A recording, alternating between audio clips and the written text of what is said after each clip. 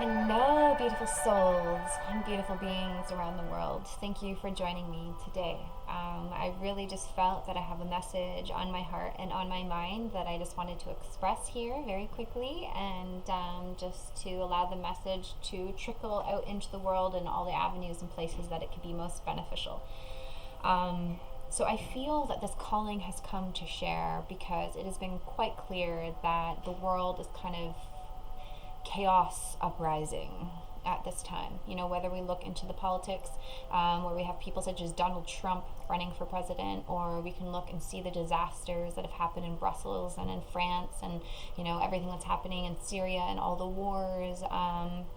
Around the world, it is becoming quite intense, and not even to mention, you know, the market and everything that is about to crash. From my opinion, it seems like the world that we have made is literally crumbling. And even though some human beings may say we're a lot more civilized now than we were centuries ago, it hasn't really changed that much. It's really still dog eat dog. It's really still a lot of competition, and it's having other laws, you know, as being the predominant forces of the world, and meaning other laws other than God's.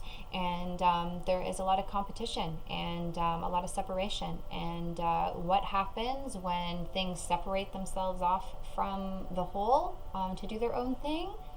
Called cancer. You know, the world is a cancerous tumor right now, kind of consuming itself, even through like global warming and everything that we're doing to the environment. It's literally depleting. And so we know that, we see that. You have to almost admit it in order to want to make a change about it. And you know, there's definitely metaphysical texts such as the Course in Miracles that speak of this world as being a dream, as being an illusion, and that's true. Even science today is proving that with things such as quantum entanglement, where there's one atom here at one side of the world and another atom at the other end of the world. You change one, the other one changes instantaneously, showing that time and space is an illusion, that you cannot be separate.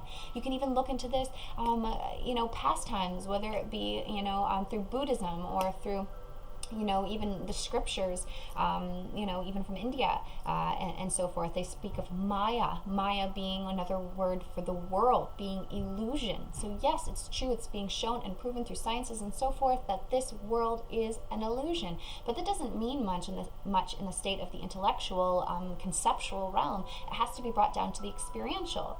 And okay, so if this world and the cycles of birth and death are part of the illusion, then what is real? What is reality? What can I hold on to that has some power, that allows me to help myself and help the world and change the world from the current state that it is in?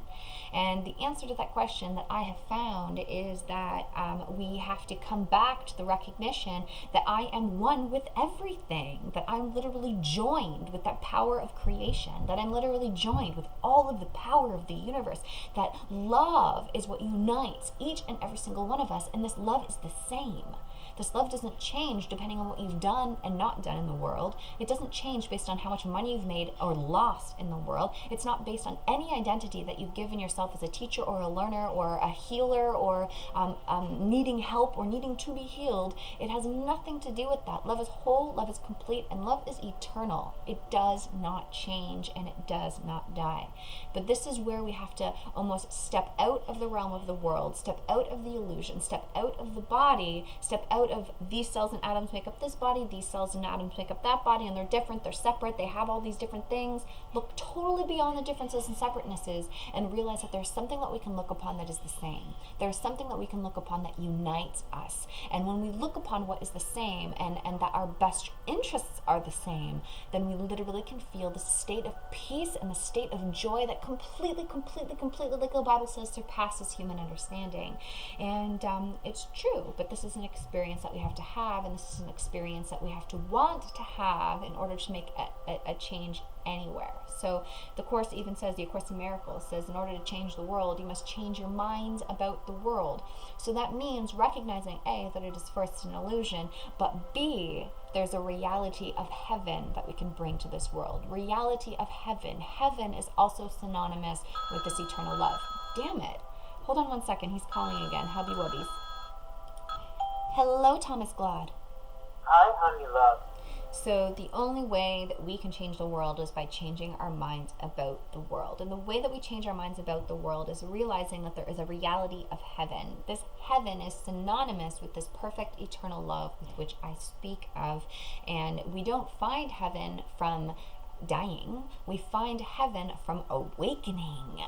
And we can awaken by becoming honest with ourselves and in our internal domain and how we feel on a day-to-day basis. We literally have to check in with how we're feeling, where our heart is, where our mind is, and what we're thinking about the people and the surroundings in our world. Because what we think about creates results, right? The cause is in the mind, the effect is in the experience. So the only way we can change our experience or change our world is by changing our minds.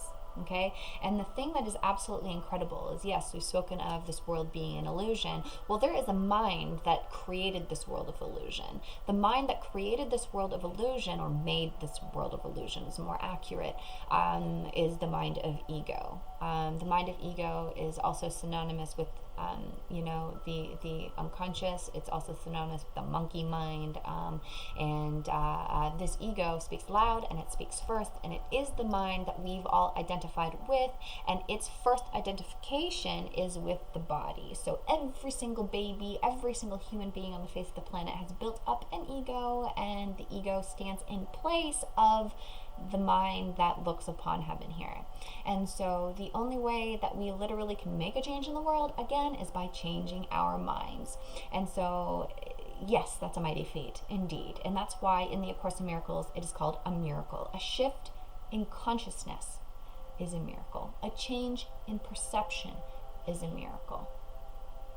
Okay, but the good news is that the miracles come from the realm of heaven and reality. And they come from the voice that speaks on behalf of heaven and reality. And so this mind, this voice that speaks on behalf of heaven and reality, is also called the voice of reason, the voice of spirit, the Holy Spirit, the voice for God, the inner teacher, whatever we want to call it. But the good news is that there's a voice that speaks for the illusion, and there's a voice that speaks for heaven. What voice do you want to listen to? What voice do you want to be real for you? And whatever you choose as being real for you will be real for the rest of the world. So if you're believing and listening to and following along with that fast-paced thinking mind that will constantly remind you of how unworthy you are, of how unhappy you are, of how depressed you are, of how lacking in purpose you are, of how not motivated you are, about how busy you are, inundation of pain and self-sabotage, as well as looking upon the world, hating the people in politics, hating the people in other places, other governments, other races, other everything, just judgment, hatred, fear, attack, for as long as you believe anything that mind has to say, and for as long as you believe any law that this world offers you to follow, you will be slipping into the illusion. You will be slipping into the dream, and you will literally be unconscious and blind to what's actually going on. But the instant you become aware of what's going on in your internal domain, of what you are thinking, of what you are feeling, now you can do something about it. Now you can change it. Now you can ask for a reinterpretation of what you saw before to see something completely new. But you must want it. That is the first step in healing your mind. That is the first step in training your mind. That is the first step in changing your mind. That is the first step in changing the world, is that you have to want it. And until you want it, it's not going to happen. For as long as you're too busy being right, it's not going to happen. So when you're ready to change your mind, you literally can do that instantly. You can do that continually, but you can also do it instantly. And so this is when you would come back to the realizing, oh my God, it's not just the ego that causes me pain that's in my mind or makes me sick, but there's also the voice that heals me in my mind, that makes me sane, that makes me healed, that makes me whole, worthy, and perfect. So it's not a matter of trying to make the ego or the human perfect. It's a matter of accepting your perfection as it is. The universe, the creator, God, created all of us in its image and likeness. Therefore, we are perfect love personified. Okay, we are a perfect soul in light, in being, in energy for all eternity. And so it's not a matter of trying to make the ego or the human better. It's not trying to perfect the ego, perfect the body. It's a matter of accepting yourself as perfect now. So that means accepting a completely different self, a completely different mind. Again, yes, that's a miracle, but miracles are possible. They are made possible. We just need to say yes. We are already ready and able. We literally just have to say yes. We just have to want it. And so I feel this is why I've dedicated my life to miracles. This is why I have a practice, Miracles of Mind. This is why I've joined with my partner and we've said yes to a shared purpose in God, because we know that God is our creator and thus we can create like him and thus bring forward tools and technologies in this world that will help bring the world to heaven. This is where we move out of, again, the conceptual into the experiential. And as we continue to have experiences that, oh my God, I am love. Oh my God, I do love my brothers and my sisters as myself. Oh my God, I do want the greatest good for everyone as well as myself. In these realizations come ways for you to give it. Practical tools, practical talents, practical skills that you can enhance, that you can learn, and then you can ultimately give, and you can serve, and you can help. And I've realized that I have been able to do that in my life, first by changing my mind about what this world is, realizing that heaven is what is real, not this world. And since heaven is real, I can bring that here through me as the channel that I am, as the vessel that I am, as the being that I am, as the light that I am. Because as it even says in the A Course in Miracles, that heaven is you. Forget that heaven is within you. Heaven is you. Again, perfection is you. You don't have to be it. You don't have to enhance it. You don't have to make it better. Just accept it. It is what it is. You're the same as me. We are one. There's no difference here. And accepting that perfection and accepting that heaven is you from that illuminated state of mind, from that illuminated sense of being, and you just feel it radiating throughout you and just like enveloping everyone and everything everywhere, then you literally get to be this energy, this magnet that gets to become more practical with how you use it. And that's how I have now been really focused on the sciences and taking computer science courses and coding and, bringing forward our technology company. And I've even made, perfected my Miracles of Mind YouTube, website, miraclesofmind.org, because, I'm realizing how practical miracles are on a day-to-day basis. Like, they're natural and they're meant to be experienced every single day inside your mind and in your relationships and thus in your world. So you will be given the guidance as to what talents to perfect, how to use your skills, how to bless the world. And this is what we are here to do, and this is what people need. This is what the people of the world need. We need saviors, but we can only be saviors as we are saved. But we have the voice of reason, the voice for God inside your mind right now to remind you of what is true. But you have to ask. You have to want it. So instead of letting meditation be, a drawn out practice that we can do for years and years and years and years and years and not really get anywhere, even the same thing using the A Course in Miracles or using any religious texts, same thing. We want to save time. We need to collapse time. We need to have our own experience of the quantum entanglement inside ourselves to know that time and space is an illusion, but that eternity is not an illusion. That eternity is very, very, very real. And in this place of eternity is the answer. There is an answer for everything. Every ailment, every problem, every sickness, every disease, every, terrorist group. There really, really, really is an answer, but it starts with you, and it starts with you wanting it, and it starts with you communing with that voice within in prayer and meditation, and realizing that meditation only means anything if you're training your mind to no longer think with the mind of the world, but to think with the mind of God, to no longer listen to the voices of the world and the medias of the world and the people of the world, but listen to the voice for God inside those beings, inside those people. And when we allow ourselves to do that, that is when we can experience this great change. And so first and foremost, we have to want it, and then we can ask for it, then we can receive it, and then we can give it. And the more that we give what we have learned, and the more we give what we see in truth, the more we will see it even more, the more we will experience it even more, the more we will receive it even more, and then heaven becomes an undeniable reality and fact, brother and sister souls, absolute fact without a doubt. And so this is what I'm saying to you. I guess I'm calling the soul out in all of us to literally join together as a band of angels, knowing that we have angels on the planet now, and we have angels surrounded us that we cannot even see, that we are all here and we're needing to make a difference for this world, to shift this world to peace. And the only way that we can shift this world to peace or bring this world to heaven is by allowing ourselves inside to come to peace. We literally have to come to that peace, like it does say in the Bible, surpasses human understanding.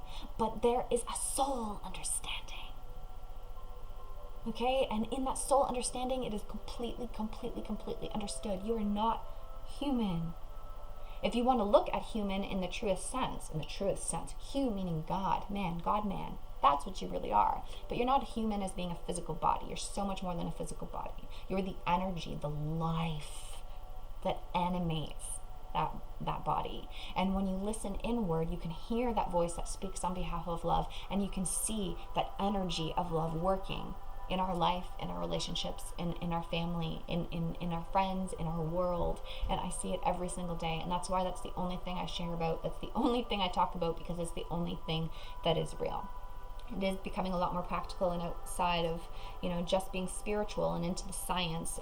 But it's all the same. Doesn't even matter where you are, where you've come from, where you're going. The goal, the destination is the same by all of us. And so the only thing that could be really helpful in that right now is collapsing of time, taking away that time of suffering, taking away that time that